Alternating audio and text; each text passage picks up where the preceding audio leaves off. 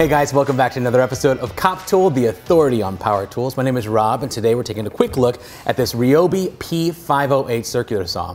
Now, when this came back out in November, it was specifically made to replace the P507. The most significant difference between the two is that the 507 was a 6.5-inch blade, whereas the 508 is a full-size 7.25 inch, which is going to make a lot of you guys happy.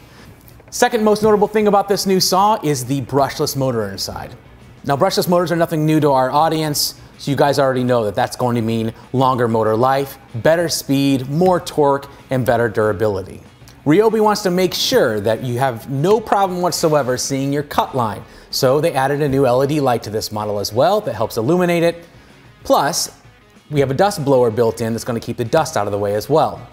And to make sure that you never lose your grip on this thing, both the handle and the pommel are covered in the new Ryobi micro-textured Grip Zone Overmold.